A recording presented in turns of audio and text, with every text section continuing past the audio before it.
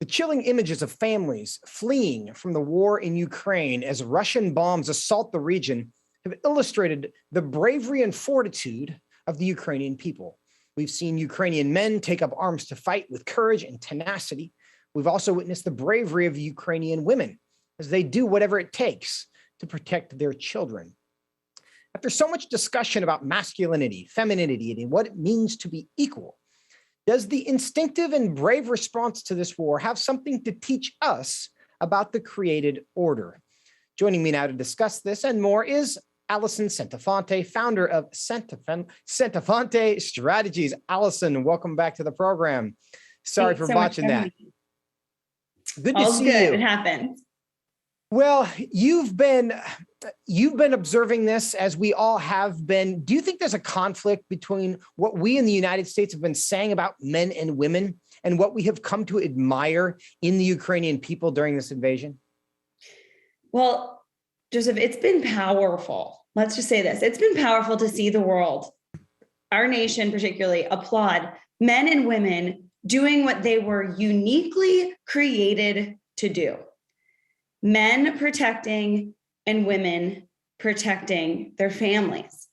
I mean, we right now have this beautiful image of men stepping up and protecting their country from invasion. We have women taking their children on hours-long rides to get out of Ukraine, to get to safety. Both are incredibly hard decisions.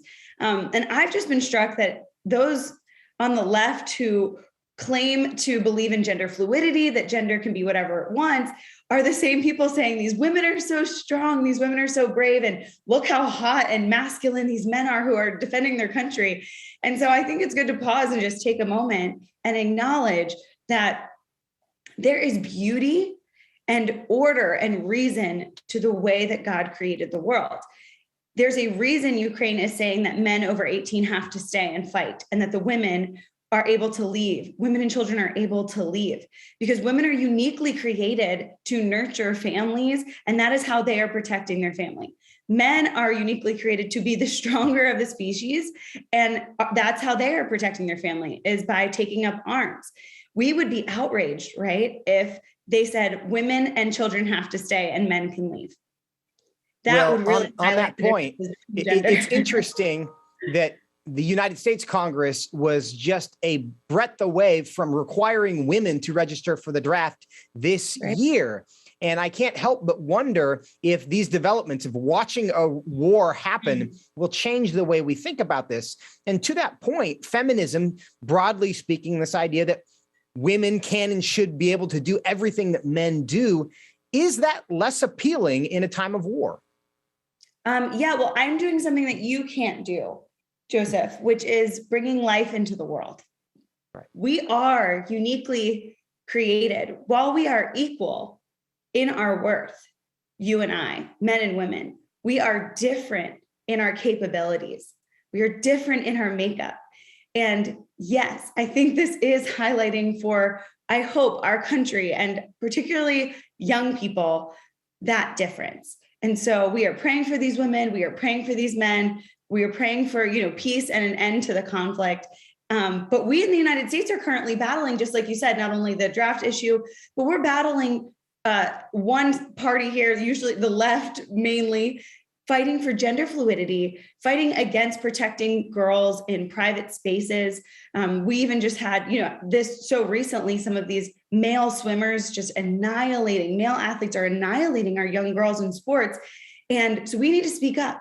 We need to, as believers, particularly, I think, as moms and dads, say, look, while we are all of equal worth, we are differently abled. And so there's a reason we have Title IX. There's a reason women had to fight so long, Joseph, to be able to have their own sports and their own things. So we want to protect that. That's what we're conserving. So hopefully this will be something that can draw us to remember that there's a reason these girls are not beating these boys in the pool, right? Is we're differently bodied. God created us different, and we need to protect what it means to be a woman and what it means to be a man. We've often heard it said that there are no atheists in foxholes. Do you think it's possible that it's now also true there are no feminists in foxholes? No, actually, a lot of these women are saying that they want to get if they could, they would get their children to safety and go back and fight, which I think is kind of awesome. I think I'd be with them. I'd be like, babe, I'll be right back. I just think there's something that draws people together in a time of conflict and challenge. We're seeing that in our own country, right? Family is what matters throughout this whole past couple of years of strife and turmoil and making a lot of hard decisions. Family is what matters. And so we're seeing that here. I think, it draws us to understanding how God created us, both male and female, but also to fight for something bigger, to be a part of something larger. Part of that is the family, and then ultimately, hopefully, fighting for the kingdom of God. But we must fight for our families. And I'm really glad they're doing that overseas and giving us a great example. Alison Centofante, we have about 30 seconds. Do you think we'll learn this lesson? Or are we going to forget as soon as war is over?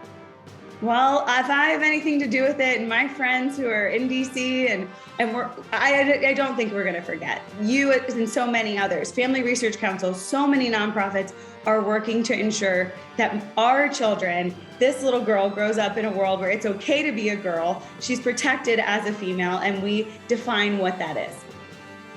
That's exactly right. And congratulations to you as well. And thank you so much for your time. As always, greatly appreciate you.